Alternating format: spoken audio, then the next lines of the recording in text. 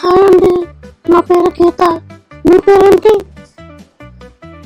Hi I'm Rahul. పెళ్లి చూపులంటేనే చాలా exciting గా ఉంది. మీకు అలాగే ఉందా? మీకు ఇది నా పెళ్లి చూపులు మొదటిసారండి పెళ్లి చూపులకు రావడం. నాకు అలాగే చాలా ఎక్సైటింగ్ గా ఉంది.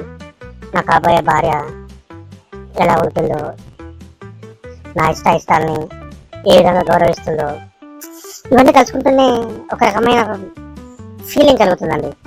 సో మీ గురించి నేను, నా గురించి మీరు అర్థం చేసుకోవడానికి ఇదే సరైన ప్లాట్ఫామ్ అని చెప్పి అనుకుంటాను. సో మనము ఇక్కడ ఇద్దరం ఒకరికొకరం మన ఇష్టాలు అభిరుచులని కలిస్తే let's move on to marriage.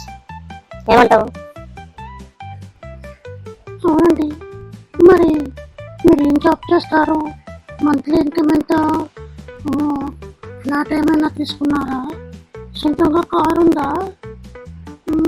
మీ గురించి అంటే మీ ఫైనాన్షియల్ స్టేటస్ గురించి, మీ బ్యాంక్ బ్యాలెన్స్ గురించి, వీటన్నిటి గురించి నాకు చెప్తే తెలుసుకుంటాను.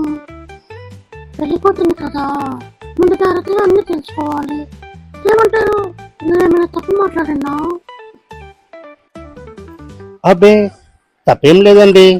ఎలాగో తెలుసుకోవాల్సిందే కదా, పెళ్ళైన తర్వాత ఎలాగో తెలిసిపోతుంది. అదేదో మీరు ముందరుగుతున్నారు. నో ప్రాబ్లం అండి, చెప్పేస్తాను. సొంతంగా ఫ్లాట్ ఉంది, ఈఎంఐలో కారు ఉంది, బ్యాంకులో లోన్ ఉంది, చేతిలో లిక్విడ్ క్యాష్ ఉంది. మీరు ఒప్పుకుంటే నా ఇంట్లో మీరు అడుగు పెట్టచ్చు. ఏమంటారు? అంటే మన ఇష్టాలు కలవాలి కదా ఇద్దరికి. సో పర్లేదు, ఫైనాన్షియల్గా కొంచెం సెటిల్డే.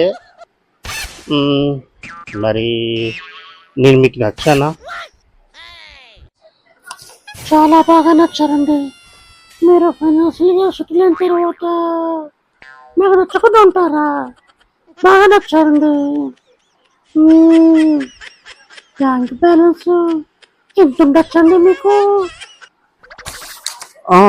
బ్యాంక్ బ్యాలెన్స్ అంటే సరిపోయేంత ఉంది. పర్లేదు, మంచిగా ఉంది. కాకపోతే నేను మిమ్మల్ని ఒక క్వశ్చన్ అడగాలి. మరి సమాధానం చెప్తారా ఏమనుకోకుండా? మీరు ఫీల్ గాను అంటేనే నేను అడుగుతాను, ఓకేనా? అయ్యో, దానికేం భాగ్యం, అడగండి, చెప్తాను. మీరు ఏది అడిగినా చెప్తాను. అంటే ఇప్పుడు మన ఇద్దరికి పెళ్ళి అవుతుంది కదా, పెళ్ళైన తర్వాత ఎలాగో హనీమూన్కి వెళ్తాం కదా. హనీమూన్కి వెళ్ళిన తర్వాత నన్ను ఎన్ని రోజులు అలా చంపుతామని చెప్పి మీ ప్లానింగ్. అంటే ఇప్పుడు ట్రెండ్ నడుస్తుంది కదా, పెళ్ళి చేసుకొని హనీమూన్ తీసుకెళ్ళి అక్కడ స్కెచ్ చేసి చంపేయడం.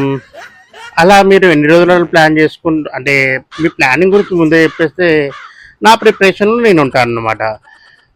ఎందుకంటే ముందే మీరు బ్యాంక్ బ్యాలెన్స్, ఫైనాన్షియల్ స్టేటస్ అన్నీ అడుగుతున్నారు కదా. చిన్న డౌట్ వచ్చింది. డౌట్ రావడంలో తప్పలేదు కదండి. సో ఎన్ని రోజులు చంపేస్తారో చెప్తే నా ఏర్పాట్లు నేను చేసుకుంటాను. అంటే చచ్చిన తర్వాత జరిగే ఏర్పాట్లు ఉంటాయి కదా, అవన్నీ ముందే చేసుకుంటా అన్నట్టు. ఏమంటారు? అయ్యో, దానికి భాగ్యం, మా మనిషిగా చెప్తానండి. యాక్చువల్లీ నా ప్లానింగ్ ఏంటంటే, నా బాయ్ ఫ్రెండ్ ఉన్నాడు కదా, నా బాయ్ ఫ్రెండ్కి తోనేమో ఇంట్లో పెళ్లి ఒప్పుకోవట్లేదు, మీకు ఇచ్చి చేస్తానంటున్నారు. ఇక ఏం చేయాలి, తప్పట్లేదు.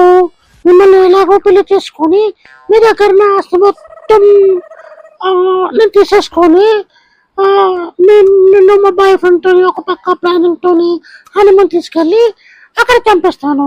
చంపేసి ఏం తెలియనట్టు అని ఏడుస్తాను. ఏడ్చిన తర్వాత మా నాన్న కూడా అని ఏడుస్తాడు. ఏడ్చిన తర్వాత మా బాయ్ ఫ్రెండ్ ఏమో మా నాన్న పక్క నుండి ఓదారుస్తాడు.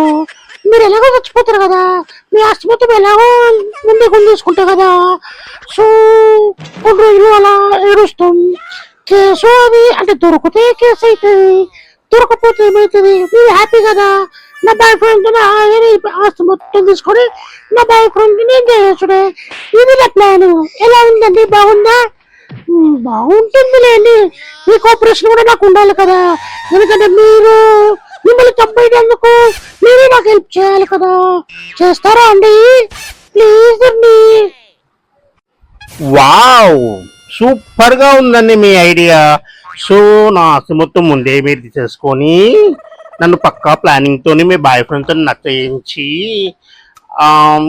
వావ్ వెరీ గుడ్, బానే ఉంది. కాకపోతే నాకు ఆస్తి కంటే అప్పులే ఎక్కువ ఉన్నాయి. నన్ను హనీమూన్ తీసుకుపోయి చంపేసినావు అనుకో, ఆ అప్పులన్నీ నీ మీద చూసుకుంటాయి. అవన్నీ కట్టలేక నువ్వు కావాలా ముందు ఊరేసుకొని. అట్లున్నది నా పొజిషన్. ఇల్లు ఈఎంఐలో ఉందని చెప్పానా, కారు ఈఎంఐలో తీసుకున్నదని చెప్పానా, బ్యాంక్ లో లోన్ ఉందని చెప్పానా, ఇన్ని చెప్పిన తర్వాత కూడా బ్యాంక్ బ్యాలెన్స్ గురించి మాట్లాడుతున్నామంటే ఇది ఎంత తెలియదక్కది ఇంకేమతి లేదు. అట్లున్నది. సరే ఎలాగో చంపుదామని ఫిక్స్ అయినావు కదా, నా అప్పుడు మొత్తం తీసేసేయి, అప్పుడు చంపుకో. ఏమంటావు? నీకు పెళ్లి గిల్ల ఎంత అవసరమా? సరే ఏదో మీ సంతోషం కోసం తాళి కట్టబట్టే కట్టేస్తా గానీ అప్పులన్నీ తీర్చేసి చంపేసుకో. ఏమంటావు?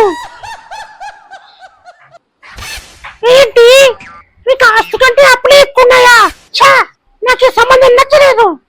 ఎందుకంటే బాగా ఆస్తున్న వాడిని పెళ్లి చేసుకోవాలి, నా బాయ్ ఫ్రెండ్ కి నేను చంపాలి, మీ ఆస్తి మొత్తం లాక్కోవాలి, అదినే ప్లాన్ కదా.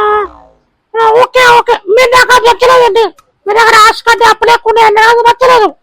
మీరు మా నాన్నకి చెప్తారు మీరు నాకు నచ్చలేదని. ఓకేనా? Bye bye bye bye. మీకు కూడా బాయ్. నాకు కూడా మీరు నచ్చలేదు. అమ్మా అమ్మా అమ్మా, మీరు పెళ్లి చేసుకునేది మమ్మల్ని చంపేదందుక? ఓరి నాయనో, ఇదేం ట్రెండ్ రా నాయన, ఇప్పట్లో ఇదే ట్రెండ్ నడుస్తుంది. ఎక్కడ చూసినా ఇదే. పెళ్లి చేసుకోవడం, హనీమూన్ తీసుకుపోవడం, చంపేయడం, పెళ్లి చేసుకోవడం, హనీమూన్ తీసుకుపోవడం, చంపేయడం. చంపదు మీకేమతో నాకు అర్థం కాదు. కానీ చంపిన తర్వాత మీరు జైలుకి వెళ్తారన్న విషయం కూడా మీకు తెలియదు. అరే పిత్త మొక్కల ధర, ఏం మనుషులే మీరు, ఏం మనుషులే మీరు. మమ్మల్ని చంపిన తర్వాత మీరు జైలుకి వెళ్తారని తెలుసు కదా మీకు. అయినా ఇటువంటి పిచ్చి పనులు ఎందుకు చేస్తారు? అనవసరంగా ఒక నిండు ప్రాణాన్ని బలి తీసుకుంటున్నారు. పెళ్లి అనే ఆశలో ముసుగు పెట్టి మా జీవితాన్ని నాశనం చేస్తున్నారు మీరు. ఛా, ఈ సమాజం మిమ్మల్ని క్షమించదు, శిక్షిస్తుంది.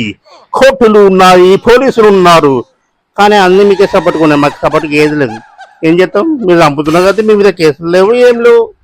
అదే మేము మిమ్మల్ని ఏదైనా ఒక చిన్న మాట అంటే చాలు కేసులు, బొక్కలు, లాకప్పులు, తిట్టు, రాడ రంజా. పెళ్లికి ముందే నీ బండారం మొత్తం తెలిసిపోయింది. అందుకే నీకు చెప్తున్నాను, బాయ్, గుడ్ బాయ్. చూడా బాయ్, పెళ్లికి ముందు నా ప్లానింగ్ గుర్తు చెప్పే చూడు. నా ఆధిపత్య తక్కువ, నా ఆధిపత్య తక్కువ. బాయ్, నువ్వు నాకు నచ్చలేదు.